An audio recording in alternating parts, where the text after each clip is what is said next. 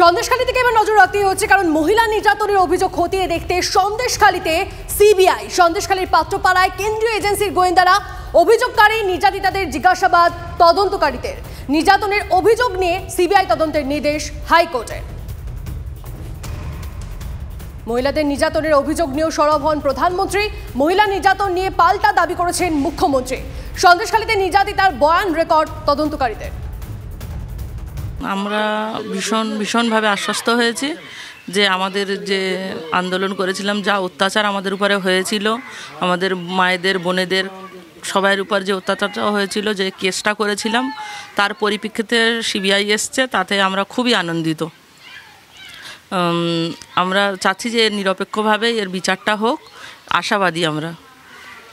CBI এসছে, এটা খুব ভালো লাগছে যে সিবিআই এসছে, এটা সত্যি খুব ভালো। আশা করি সত্য জিনিসটা উদ্ঘাটন করবেন ওনারা।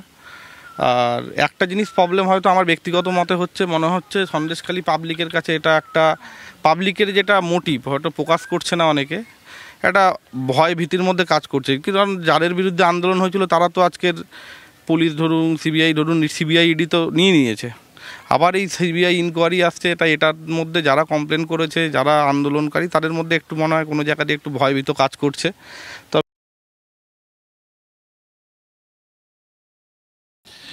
জোর করে জমি দখল শুধু নয়, মহিলাদের ওপরে অত্যাচারের অভিযোগ কতখানি ঠিক তা যাচাইও সন্দেশখালীর পাত্রপাড়ায় আন্দোলনের ভরকেন্দ্র, সেখানে এসে হাজির হলেন সিবিআই আধিকারিকেরা।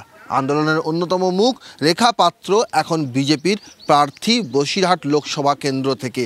সেই পরিস্থিতিতে অন্য যে সকল অভিযোগকারিনী রয়েছেন, যাদের অভিযোগের ভিত্তিতে শিবু হাজরা, উত্তম সর্দাররা গ্রেফতার হয়েছিলেন, সেই সকল অভিযোগকারিনীর বয়ান নথিভুক্ত করলেন সিবিআই আধিকারিকেরা।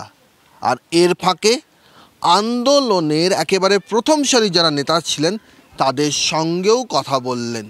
কথা বলে বোঝার চেষ্টা করলেন যে সন্দেশখালীর আন্দোলন কেন, কী কারণে, এবং সেখানে মহিলাদের উপর নির্যাতনের যে অভিযোগ, সেই অভিযোগের সংজ্ঞাটা কী। ক্যামেরায় কল্যাণ মণ্ডলের সঙ্গে সৌরভ দত্ত, টিভি9 বাংলা, সন্দেশখালী। দেখুন, হাইকোর্টের নির্দেশের পর মহিলাদের উপর নির্যাতনের অভিযোগ খতিয়ে দেখতে সন্দেশখালীতে সিবিআই। আজ ফের সন্দেশখালীতে পৌঁছে গিয়েছে সিবিআই এর টিম। অরিত্র, আমাদের প্রতিনিধি আমাদের সঙ্গে রয়েছেন গ্রাউন্ড জিরো থেকে। অরিত্র, এই মুহূর্তে সিবিআই এর কি মুভমেন্ট?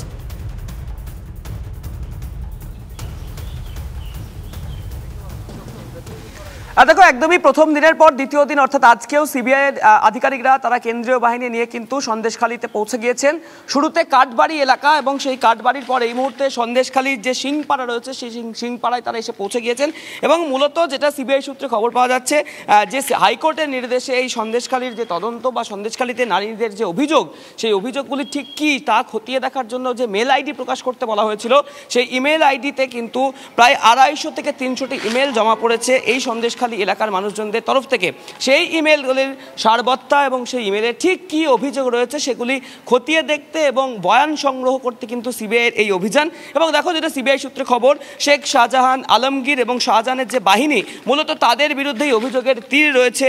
জমি দখল, ভেড়ি দখল সহ একাধিক অভিযোগ, সেই অভিযোগগুলি কিন্তু সিবিআই তরফ থেকে খতিয়ে দেখা হচ্ছে। এবং যেখানে ভেড়ি দখলের অভিযোগ রয়েছে, সেই ভেড়ির নিকটবর্তী কোনো জায়গায় ভেড়ি থাকলে সেখানে গিয়ে তদন্তকারী আধিকারিকরা ঘুরে দেখছেন।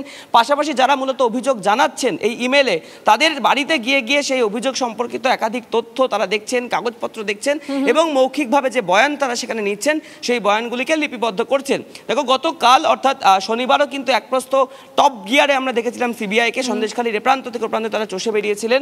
আজকেও কিন্তু অর্থাৎ রবিবার সকাল থেকেই কিন্তু একসাথে সিবিআইয়ের 3 থেকে 4টি টিম তারা এই সন্দেশখালীর একাধিক অঞ্চলে যাচ্ছেন, মানুষের বাড়ি বাড়ি পৌঁছে যাচ্ছেন এবং মূলত যারা অভিযোগ জানিয়েছেন সেই অভিযোগগুলোকে খতিয়ে দেখার জন্য তাদের নজর রাখো।